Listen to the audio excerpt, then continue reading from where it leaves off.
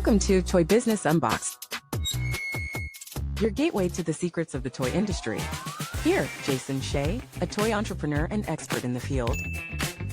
Every product we develop is really inspired by some of the real life experience that we have with our son.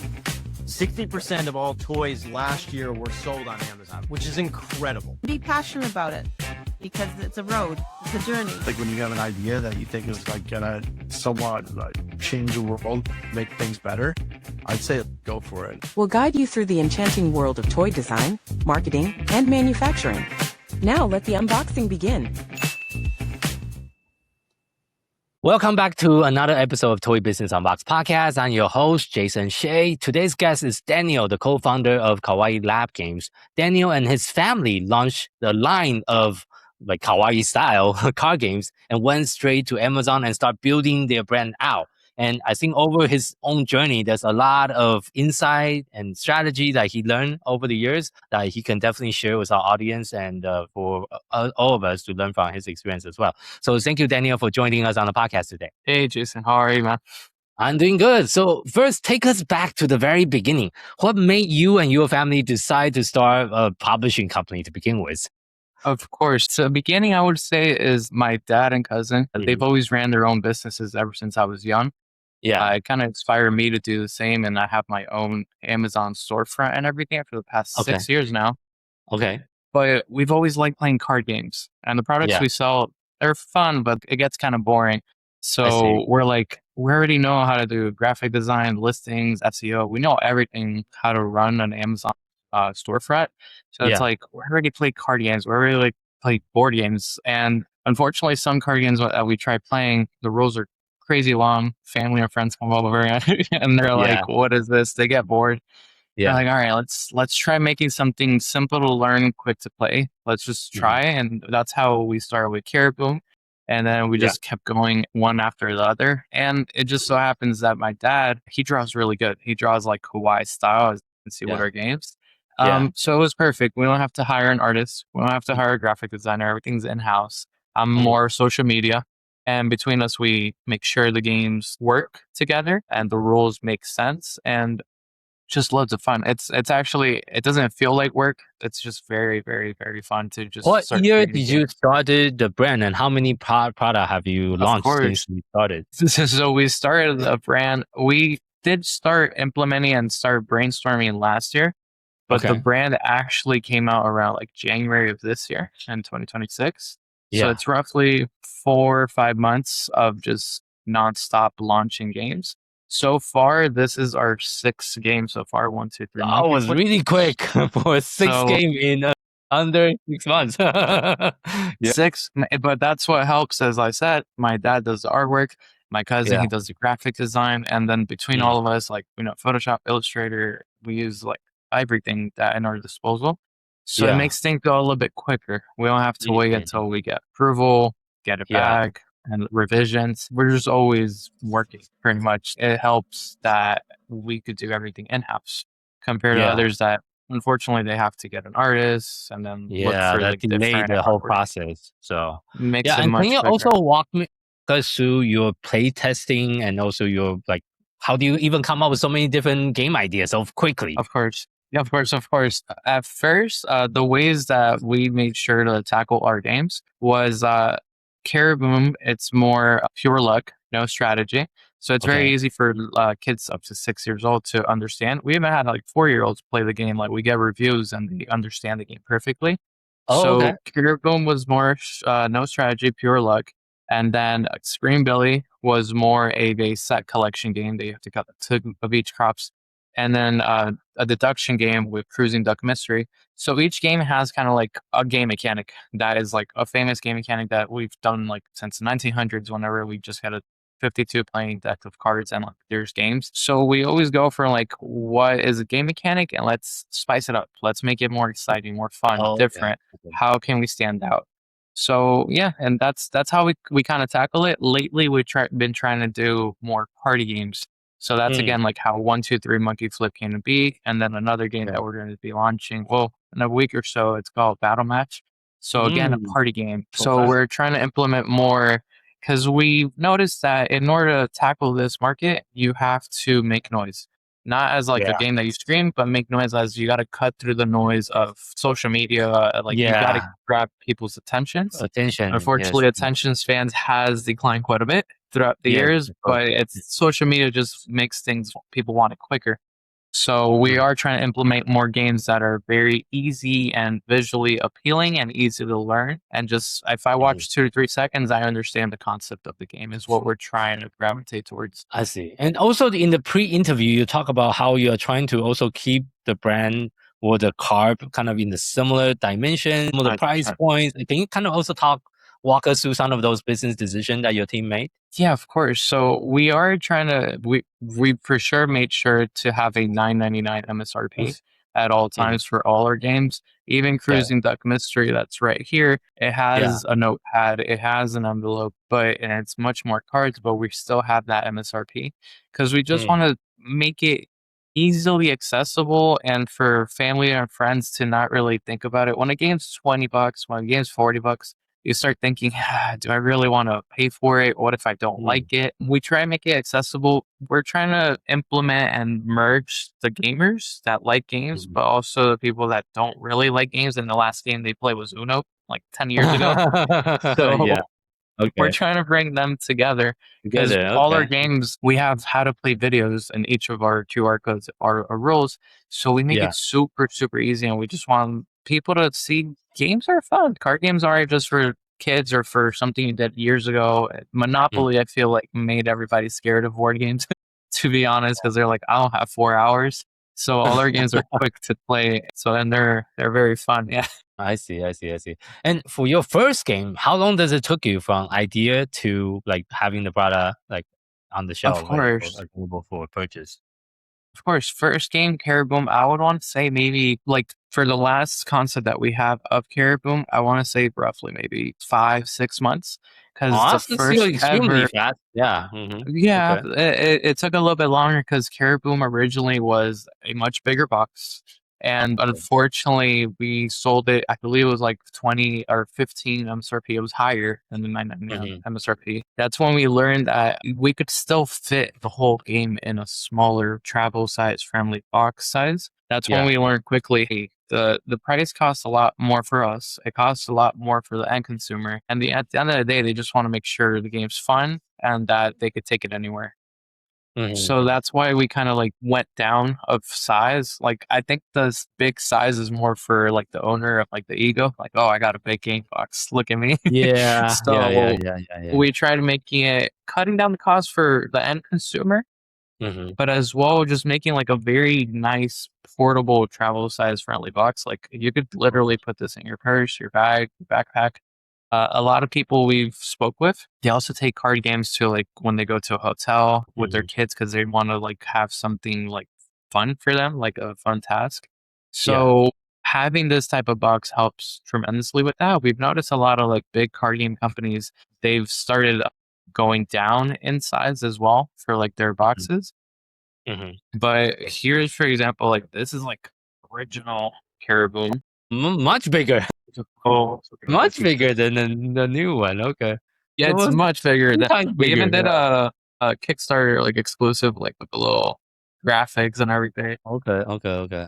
So it's much bigger, and now same cards and everything. Yeah. Now it's smaller size. Whoa, that's a huge difference. That's almost 3 times bigger.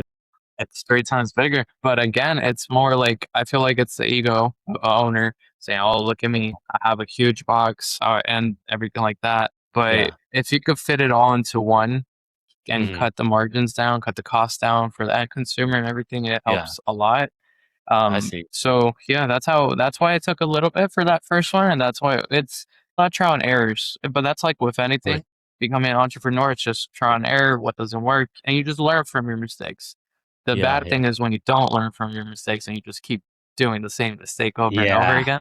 For sure. For So sure. we learned quickly, okay, smaller boxes for sure. Let's make sure like all our games are like the same style. So when Mhm. someone sees this box and the artwork and title and the character, they know that's Kawaii Lab Games. Yep. Yeah. And I think one of the unique advantage that you have compared to other competitors is that you have a very strong, solid almost like a digital marketing background with all the Amazon work you have done in the past. That's pretty much Right. digital marketing, right? And just on the Of platform course. specifically. That is like a very unique skill set. Not everyone in the industry does have. That's why they hire with like they need Of help course. with like people, well, like us that actually specialize in Right. that. But that's Yeah. a very unique skill set because also in the pre-interview you talk about like, oh, now you're also exploring TikTok as well. Can you kind of Yeah. share with our audience all the things you learned, what is working and not working for your brand? Because I know TikTok Yeah. could be very big for some blogging company as well. TikTok, I think, is very underappreciated even till this day. It's grown like crazy. It used to be called Musically back in the day. It was just kids dancing and teenagers, and that's how people Yeah. avoided it. And TikTok just became a whole different beast.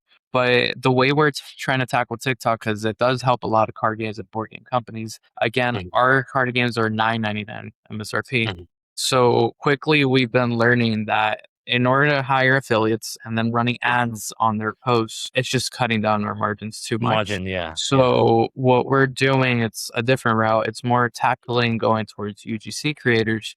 We Mhm. don't have to pay the commission. We just pay them up front. Hey, this is X amount for the video and for Oh, the okay. rights for us to post and run Posted. ads on Okay. said Okay. video. I So see. that's kind of like the route we're going. Let's hire UGC creators and then Yeah. run ads on it on social media. But on top of Yeah. that, we're creating content as well ourselves. So Yeah. Yeah. like I mentioned earlier, we did about 30 minutes of footage yesterday. So now I'm like having to edit it. But that's Edit also it. a good thing. Like we can make content here, we can edit it, we know how to use Photoshop, Illustrator, do the artwork, the graphic design. So it helps a lot, like you said, like having that background, because not everyone unfortunately has that background of running a Mhm. business or of doing graphics and everything. And it does help. It does have its pros. But that's how we're trying to tackle TikTok now. It's UGC, Mhm. not too much of affiliates. And it'll come to a point that the brand's going to grow so much, give it maybe 6 months or a year, that it's like very well established in the marketplace for Mhm. Amazon TikTok, that Yeah. affiliates will start contacting us rather than Yeah. us That's the get yeah. affiliates. That would be So nice. that's when we can move the commissions a bit more. Right now, we have to pay more commissions because we're new. But once Yeah. the brand is established of how we're aiming it towards, now it's Mhm. like affiliates contacting us and everything like that. I see. If you don't mind sharing, how do you negotiate with the influencer or the creator on the UGC Of creation? Is course. it per video? Was it, oh, go create 10 and we'll pay you a month? Or how do you usually do your negotiation? So far, that what we've done, again, we're very new for Mm. like even contacting UGC, because before it was affiliates, the products we used to sell on Amazon, we never had to run social media. We never had to do like content or anything. It was just Amazon, pure Amazon, and it worked. Yeah. And it Yeah. still works. But this one, card games, nobody knows you. So when there's a lot of card games being released every day, Yeah. Yeah. you Yeah. have to constantly remind the family or friend that's going to be purchasing, the end consumer, constantly hear the name, constantly see the game, like just Yeah. always just being there. So what we're looking to do is there's different platforms that help, thankfully, like contacting UGC creators. Each of the Yeah. creators, they range in price. It could be all the way from $60 or $100 all the way to 500. So they vary tremendously depending on how much like information they have on how to create UGC content, like how much experience they have Yeah. and their style and everything like that. If they have kids in the video, if they have their Yeah. husband or their wife in the video. So it does change a lot, the pricing. But we're Okay. doing right now video per video, not really a monthly retainment like, hey, we'll pay you 1,000 every month. Make me 5 videos. We're not doing that yet. Oh, not yet. It's Okay. more like we're trying to test out creators to see who actually You makes like. content that resonates with like what we stand for. And Mhm. then we could kind of maybe negotiate like, hey, can you make me X amount of videos per month? And then we just have influencers that we do like. We're doing the UGC creator route, but we're also doing the influencer route that are well established creators of card games and board games. We've Mhm. worked about 3 or 4 videos now of TikTok board games. He's done videos for us and everybody respects him, like what he posts.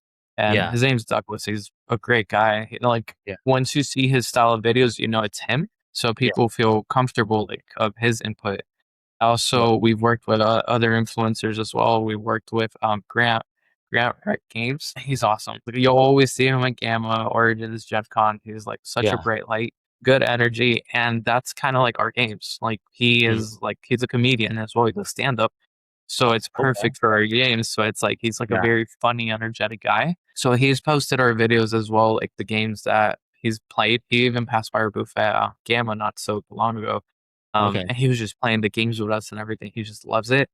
UGC creators and influencers, we're not Mm. really going macro influencers. I looked into macro influencers a month ago. Mhm. The prices are crazy for macro influencers. I'm talking Oh. about like maybe the millions of followers easily. The prices I saw for just one post on Instagram about $15,000, and for a small brand, That's very high, yeah, for a small brand. it's it's very high, and I don't know where they get the prices. Like I understand, but at the same time, for us, we even tell them we're a small brand, but between like 10K to 15,000, we saw for like the big creators. So what we have to do is look for the micro influencers or mid tier influencers Mhm. rather than trying to just go for this. Yeah. That's what people I think like when they're new business owners, they mess up. They try to get the big influencers, but no, there's still influencers here that could even do sometimes even better quality content than big influencers. Yeah, It's just yeah. the reach. The reach might not be there, but that's why you got to run ads on it in order to get Yeah, that but reach even with the from bigger reach doesn't mean you're reaching out to the right people, so 100%.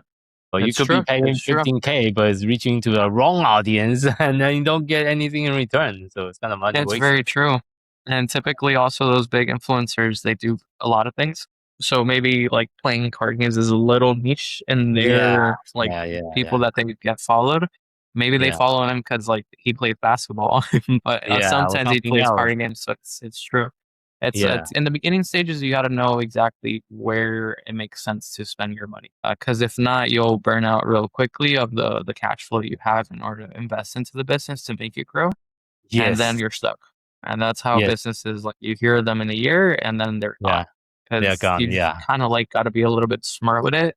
We spend a good amount just with affiliates, like hitting them up and everything like that, and like sending free Mm, samples. But quickly we learn, okay, this might not be the route. Let's try to UGC creators and the mhm. whole micro or mid influencers. Yeah, I think you're on the right track because you always want to test small to see what kind of creative content actually resonate with the potential buyer first before you Right. pay like more expensive influencer to create the content. But because they don't know the brand as well as you do, so the more 100%. guideline and the more kind of direction you can give them, they will also make better content that can resonate with your potential audience instead of just creating a random video talking about, oh, this is a game I try. It's like it's not going to Of resonate course. very well. So It's yeah, true. so I Yeah. think your strategy just definitely makes sense, and that's actually a similar strategy we do for our client when we are helping them with kind of influencer outreach. We're trying to reach out to influencer that doesn't charge us $15,000, hopefully. Yeah. So yeah, No, when I so read those numbers, I was like, and it was the influencer like back yeah, to back that set of prices around that range. I was like, like yeah, it's very it's expensive too because much. also the margin and the mass for the board game or toy company is really hard to make it work. If you let's take the $15,000 Right. example, our profit per unit sold is maybe only $3, right? So that means Yep. we need to sell 5,000 units to even break even on that post that Yeah. we spent $15,000 for. So It's that true. that How number much? is just really hard to make sense unless we're selling a $100 board game or something. Yeah. Then it's a little bit easier to make it work, but since our booking usually is a lower ticket item, it's also really hard It's for the math to work. 100%. Everything. Yeah. Everything it says is 100% accurate. Yeah. Yeah. So I want to kind of talk about next is some of your experience yourself with some of the trade show, which is also very big in the industry. And you've been to a few Right. different B2B show in the pre-interview that you mentioned as well. Can you kind of share some of your experience at the trade shows, like Yeah. Of something course. you also recommend other people that's kind of new to the trade show kind of landscape on things to look out for? Yeah, of course. So in February, our first ever trade show was Toy Fair in New York. It's B2B, so business to business. And then we went to GAMA, again, B2B, business to business. And the first B2C, business to consumer, is going to be next month in Origins in Ohio. So we don't have experience for B2C yet. So Yeah. in a few months, if we do this again, I'll let you know how it went. But B2B, it was pretty good. We did what we saw. Like, this is like my kind of like feedback, in my opinion. Gamma was way better, in my opinion, than Toy Fair, even though Toy Fair is more known and respected. But the thing is, for our card games and board games, you got to understand, Gamma's more towards card games and board games. Board games, yes. Toy yes. Fair is everything. Everything, yeah. Every single toy that you could think of, it falls into it. And Guardians and Board Games is like a sub niche in Yes, the toy world. that's correct. It's just is what it is. So we got more feedback from Gamma, more interest in Gamma. A lot of retailers like that, they have their own brick and mortar stores, placed a lot of orders in Gamma. The Toy Fair was good to kind of reach those big distributors. Yeah. We even showcased our games to the buyer for Walmart. And he was like right in front of our booth. Someone else brought him, and he is the one that makes sure like new card games and board games like get into shelves for Walmart. And he played our games. He loved it. He laughed. He just said, give it a few more like months, like 6 months, 8 months, in order to like actually be in the market a good amount, because it was only 1 month out when we went in February. So it was still too new. We still have contact with him. The connections you make in Toy Fair are very valuable, and Gamma as well. But if you do have to pick one of the two in your card game or board game company, I personally would say Gamma. Just personal experience of what worked for us. Again, if you're a toy and it's not just card games or board games, Toy Fair, it's very good as well. The main thing I noticed, it's that whenever you go upstairs, it's all more the Lego, the Hasbro, the Spin Master, the big the big companies. So it's overwhelming. But I did notice, and maybe it's just me being biased, but everybody seems serious. And I know it's more corporate. Yes, you're correct. Yes, New Toy Fair is more corporate. Yes. It was a bit more seriousness, and I was like, we're selling toys, we're selling games, we're selling fun. Like, it's so cool what we're doing. But I understand, like, sometimes, unfortunately, some big business people just see numbers, unfortunately, or SKUs and the people in those booths, they are not a business owner. This is a job for them. So I get paid by the hour. It's like, they're just like swiping and kind of watching the time go. But as a business owner, we really care and really, really want to share our product from our heart. So that's a whole different level. So it's true. It's what I noticed quickly. The new section for Toy Fair downstairs, where it's like all the first time exhibitors, I felt more like there was more energy, more fun, like more like, let me show this to the world. Yeah. So it's like one of the things I noticed, it's like, I feel like it's important to also remember that as you grow, like 5 years from now, Kawaii Lab Games, or 10 years from now, you have to remember why you started. Your why is the most important thing. If you don't have your why, it's like, it's meaningless at that point. You don't wake up with that energy of start the day and like make it grow, because it's fun, but it could get stressful quickly. It's a lot of numbers. You got to worry about like inventory, storage. So it could get really stressful quickly. So if you don't have a strong why, it's not going to work, unfortunately. So you have to actually like what you're doing to make it last long, because it's going to take a while.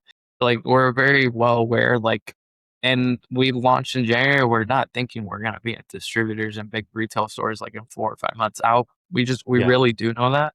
We know we have the games for it. We know we have the artwork for it, the style for it, the names for it, and everything like that. It's just a matter of time. But I think that's the most important thing: time, and just making sure you're being consistent. And consistency ends up winning. Of course. So if you look ahead in the next few years, how does the next chapter will look like for Kawaii Lab Games? What are you building toward? Are you adding more categories, different kind of verticals? And what are some of the future that you have in mind? Of course. So for Kawaii Lab Games, I feel like in, let's say, 5 years from now, just to put like a number out there, have a bigger catalog of more games. We always do want to say like our bread and butter is card games, not board games per se. Yeah. Eventually, maybe start implementing maybe like a board game, but still try to keep that like compactness. There's a game we love from Unstable Unicorns called Happy Little Dinosaurs, and they don't have a massive board game. It's just maybe like this long, and then you fold it. Everybody has their own little like sheet type of thing. Yeah, I played that game before. Yes, we love that game. So maybe towards that route, like if we are going to do a board game type style, like a simple board game. But in 5 years, a bigger catalog, having localization in Spanish, like, and we already are in talks with a supplier over in Mexico and Chile. So we're already in Okay, talks with okay. that. Yeah. Eventually have it in Europe because we have connections over there as well of like people we're talking Mm. to. So localization, the TikTok shop obviously running well, if TikTok is still alive, still Yeah. TikTok shop like still running and everything like that. More catalogs. We do eventually because my cousin and I we know 3D. We learned how to do like 3D animation and Oh, modeling and okay. everything. Nice. So we eventually do want to have make our figures like actual physical objects that you can purchase. Oh, that might be an So interesting idea for a product yeah, extension. So now you're not just a yeah, card game, you're really a toy company too. So yeah, yeah. basically it. So we want to like bring to life these characters of like making them 3D Oh, and okay. maybe with the whole Labubu hype right now, like the mystery characters, Mm. we would want to have like the different characters like in a Mm. mystery box and you don't know what you're getting and you're trying to collect them all. So that would be like kind of like the route we would like because it's like kind of Mm. implementing two things we love into one. So that would be more the route, and obviously being like in brick and mortar stores, Target, Walmart, Barnes and Noble. That's the dream goal of like being Yeah. there. Yeah, that would be it. I see, I see. And I know selling game as an independent small publisher or small company is always hard. What has Yeah. been like the toughest part for you so far and with your team building this game company from the ground up? Of course. I think the toughest thing is in a way trying to plan out inventory, I would say. Oh, okay, okay, I yes. think that's Yeah. the biggest thing because unfortunately it does take quite a while to make the games and ship the games and have them here. So Yeah. you kind of have like cushion, if you Mhm. want to say, of like having enough inventory here because we're sending it to Amazon, we're sending it to TikTok Shop, we're working with Universal Distribution, so it's like sending them inventory, and they did Mm. awesome so far. And having inventory for like the other smaller retailer stores that do purchase from us. So we Mhm. have like a warehouse with the games, but planning the inventory has been tricky. We haven't mastered it, so I advice I wouldn't really have to so far. But having kind of like a cushion is the only thing I would say, like of some units like here, Yeah. just in case, like, and Because then that also tied to kind of cash flow management. Because if you over order, then you're kind of in yeah, a very tricky situation when you have 10,000 inventory sitting in the warehouse yeah, that's not selling fast enough. It's just eating up all the 100%. cash that you have as a business too. So 100%. You have to plan it out properly because even on Amazon FBA, which FBA is just fulfilled by Amazon, mhm. FBM, fulfilled by merchant, for those that don't know. A huge tip for Amazon if you're selling anything at all, and I've always told people this constantly, if you can, make sure you have your stock in your inventory. I know I'm like going off a tangent, but make sure Yeah. you have your inventory in FBA, fulfilled by Yes. Amazon. Yes. The Yes. Yes. reason why is because FBM, fulfilled by merchants, me shipping it out to the consumer. The reason people buy FBA is because it's Prime. If you Yeah. have that Prime membership, you're getting it 2 days. Me shipping it out, it's going to be like 4 or 5 days For direct 5 days. to you. Yes. Yes. Yes. That have a So huge impact on the conversion rate. Yes. sales go up by a lot because people look for items that are FBA. That would be, I guess, like one tip I would give for Amazon, for example. But as Yeah. I was saying, on Amazon, if you have too much inventory in their storage, they start charging you, Yeah. and it That's a gets to the long-term point storage fee. Yes. that you have like liquidation. They like send the inventory back to you, and they charge you Mhm. for sending it back Or to you. sending it back too. So Yes. That's correct. so you Yeah. have to make sure to have like a good amount and healthy account health and healthy amount of inventory there. It's Mhm. preferable you have it here, but it's like try to manage that is like I think the main thing for us Yeah. because Yeah. it's Yeah. like Yeah. different avenues Usually, I that we recommend send to have things. about 2 to 3 months of inventory on hand in FBA at all Right, times. Yeah, if it's too low, then it can be kind of if you have a sales spike, then you can sell it out really quickly. But if it's too much, 100%. you will run into the exact same issue you just mentioned with the long-term storage fee, which hit at the It's 6 month tricky. mark. It's tricky. You don't want to have too much, but you don't want to have too little because if you go Yeah, sold out Amazon, it's a bad thing. But if it's you a have too very much bad thing. inventory, it's a Yes, bad thing. So it's yes, like trying to balance that out of having enough inventory, but like you said, having a cash flow for it. But it's something you just end up learning. You kind of see. There's sometimes you contact the influencer and they do way more sales than you thought, and it yes. happens. It's a good thing, it's a bad thing, but you just have to be grateful that it happened. And if you do go sold out, like get inventory as quick as possible and just Yeah. try to regroup. It's not the end of the world, but Mhm. it's just learning to adapt. I think is the biggest thing. Of course, of course. Thank you for sharing all that. So, as well, kind of wrapping up today's interview here, if you have to share just one piece of advice with someone that's getting started in the toys and game industry, what would that be? To start. Just To to start. just start, I think would be the advice. Okay. I think unfortunately we are us as humans, we're in our heads too much. What if it doesn't work? What if this person's right about it? What if it is a silly dream?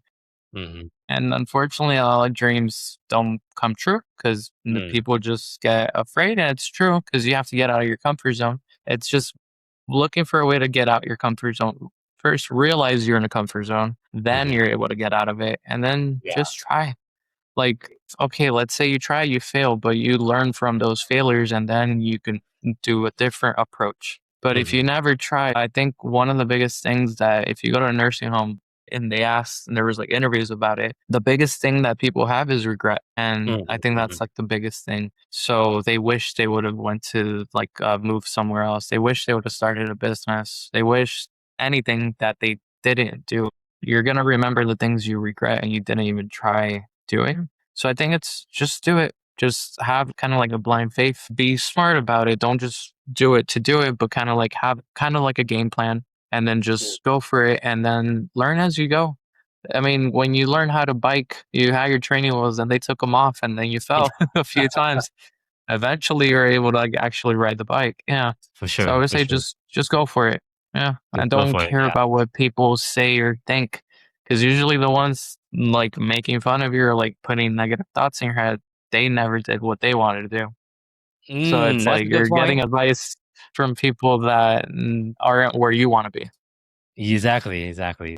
So that's No, a very good piece of advice. So thanks. for our audience that would love to learn a little bit more about you and your business, where is the best place for people to find online? Yeah, the best place for us, it's Instagram. I manage Instagram a bit more. It's Mm. Kawaii Lab Games. Okay.